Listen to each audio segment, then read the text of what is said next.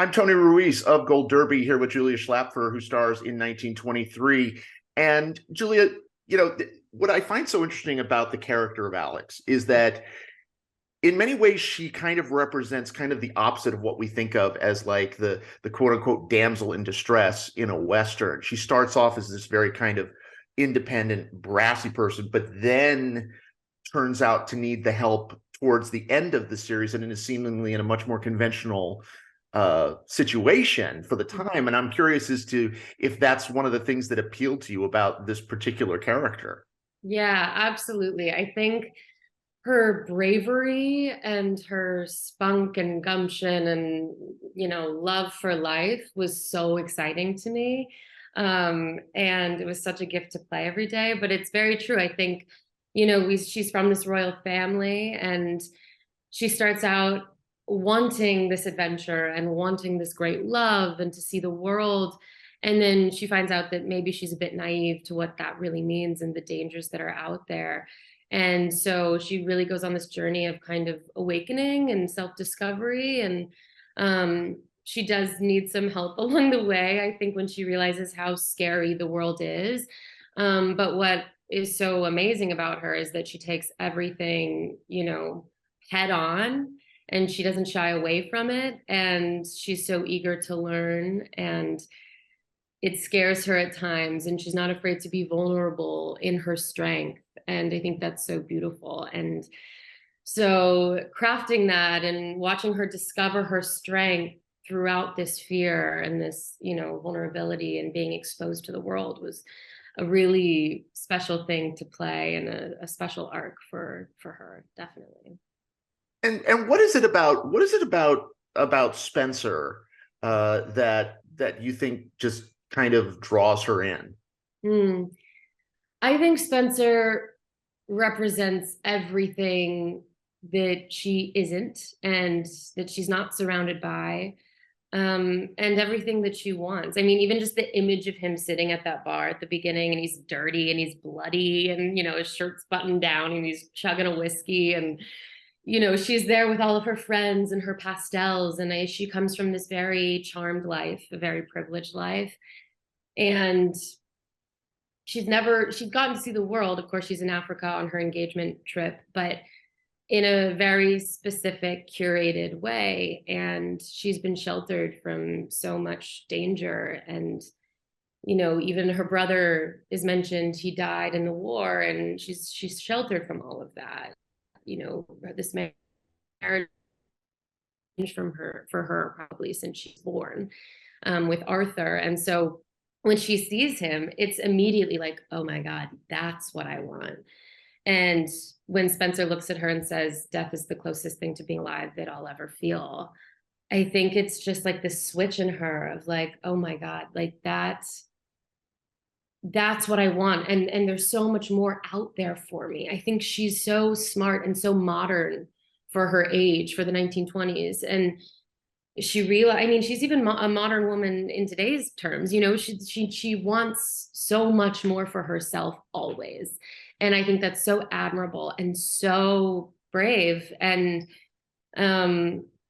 he's kind of, I mean, of course they fall madly in love, but he is her ticket out of this life that has just been, she's kind of like this caged bird, and he's her way out, and she makes a run for it, which is, I Well, think, amazing. and one of the things that I love about that is the fact that she also, in a way that we don't often see in these types of characters, she's also in total command of her sexuality as well, which I feel like, was that kind of like a liberating feeling? Was that daunting at all to go there? A bit daunting. I mean, Brandon and I, we got very close beforehand. We had a lot of prep time, which was really nice, a great luxury. And we talked a lot about it, and we wanted, the passion between them and these love scenes to be liberating for both of them. I think they're both unlocked by each other. They're so disarmed by each other. And so going into those, we just wanted to be as free and open with each other as possible. And actually, when, that proposal happens and, they make love for the first time, I think that's when they're the most raw nerves. You know what I mean? That's when they're most open with each other. And then the doubt kind of starts to trickle in as they move along and the danger really hits. But I think, yeah, it was daunting, but I just knew that I had to be as present and vulnerable as possible in those moments, because that's what they are with each other. There's no holding back. It's this real release for the two of them. And so we were very comfortable with each other. And so we were like, we're just gonna go for it, you know, and that was really important to us.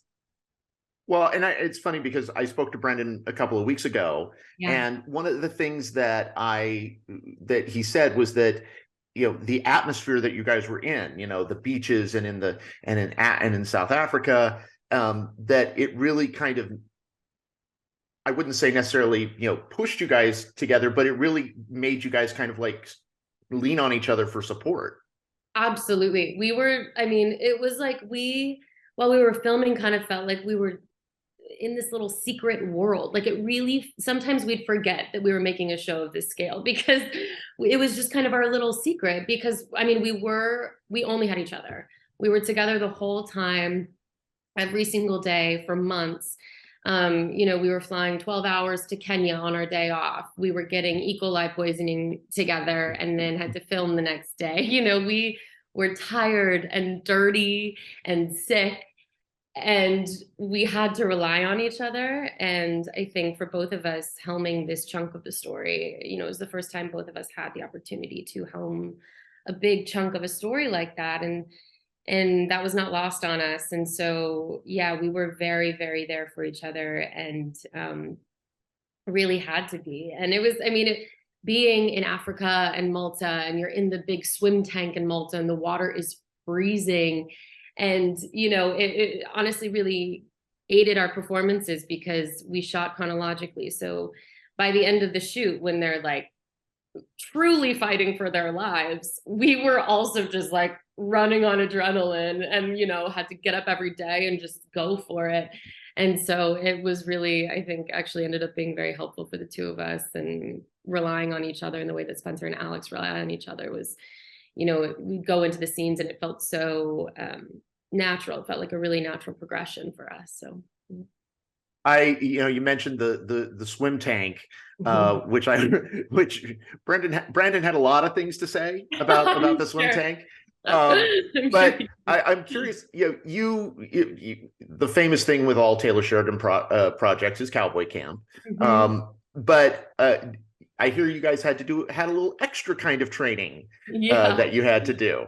Oh yeah. It was funny. We were Cowboy Camp was officially 2 weeks long, and then the rest of the cast started filming in Montana. So Brandon and I had probably an extra month hanging out in Montana, and then we flew to Texas to rehearse with Taylor for a bit. But we had intensive swim training, and they asked us early on, they were like, can you guys swim? Like, we were cast, and then they were like, wait, you guys have to swim a lot. Can you even swim?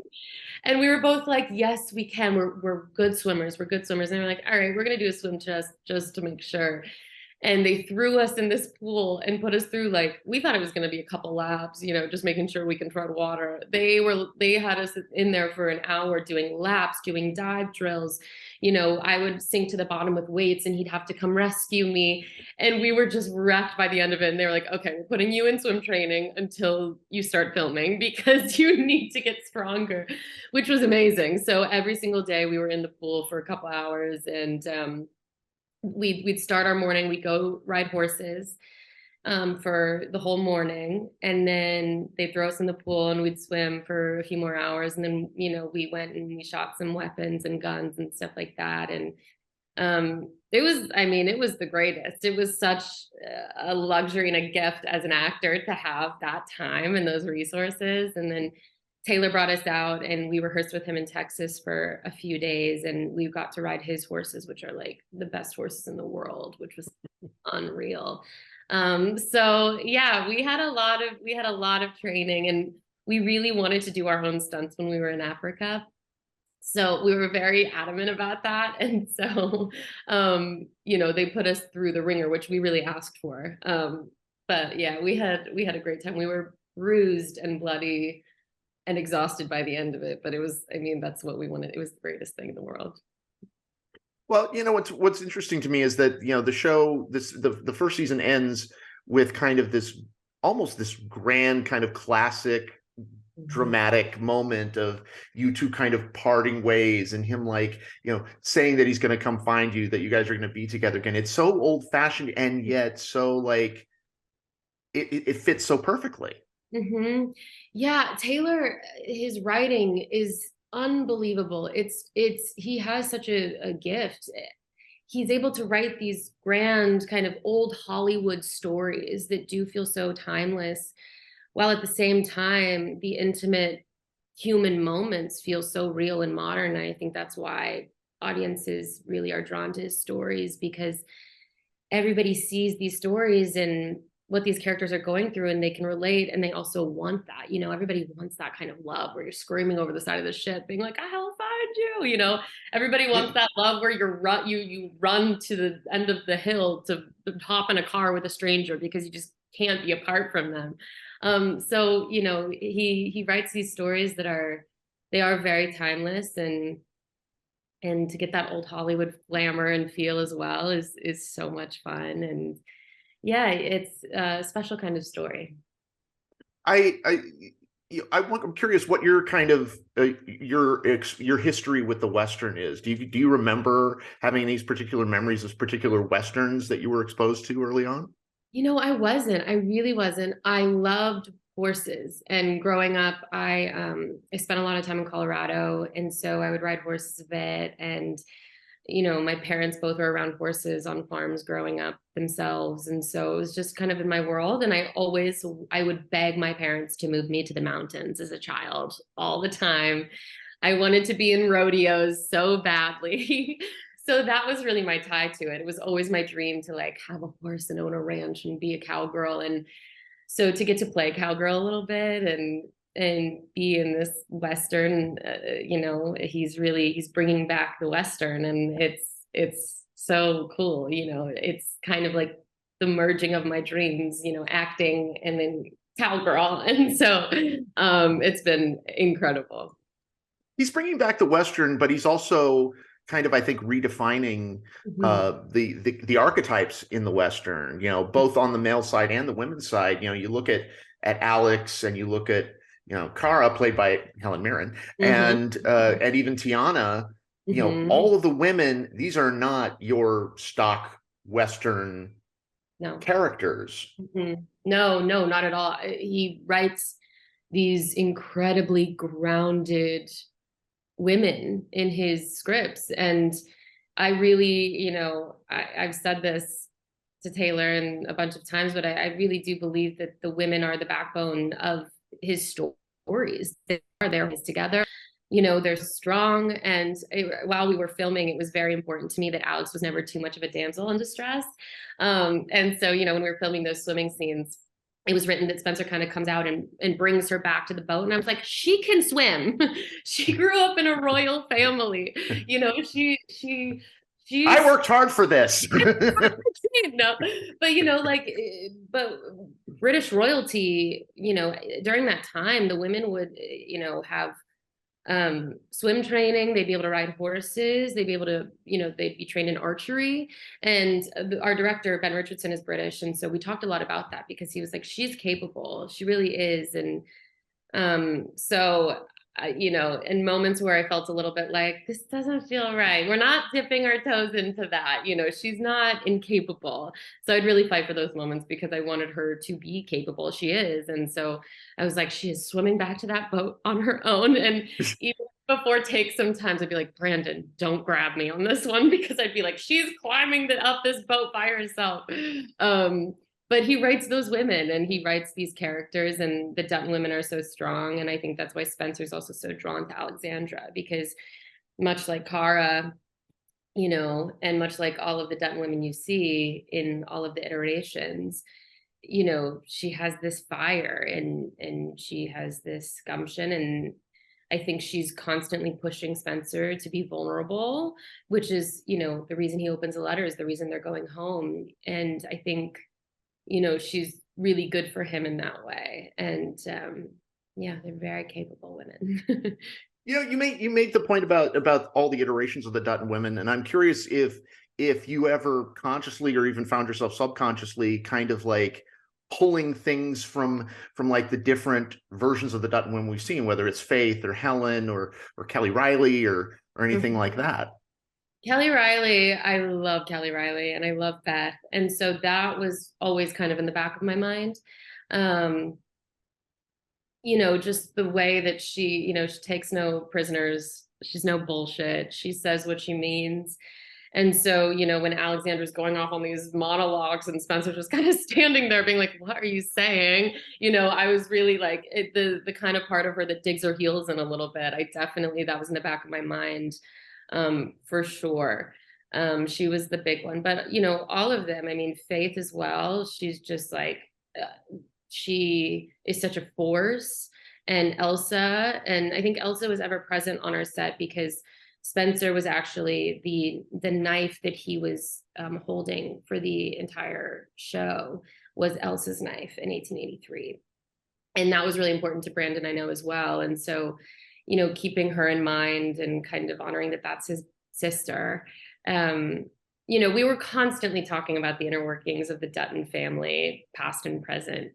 We both were very passionate about that and making sure we honored the show and the series as a whole, but also the characters that people love so much that already established. That was a big pressure for us in making sure that, we didn't disappoint. Are you chomping at the bit to find out what's coming? Yes, yes, very much so. We're all kind of like, Taylor, what's going on? Have you heard anything? But yeah, we definitely are. We all have our theories. We talk about it all the time about what we think is going to happen, but you truly never know with him. Every script is a surprise. Season 1, we would get them and we'd all go back to our respective houses and speed read them and then get on the group chat and be like, oh my God, this happened. So we're very excited. And I'm really excited to see, where he takes Alex. And she's just gone through this, kind of awakening as a character, like we said. And so to see her come back on her own is going to be really interesting, and see her harness her strength on her own terms, I think is going to be really powerful. I, for one, can't wait. Everybody go to goldderby.com, make your predictions for the Emmys, and stay tuned for interviews with more contenders throughout the season. Julia Schlaepfer, 1923, a real pleasure. Thank you so much. Thank you.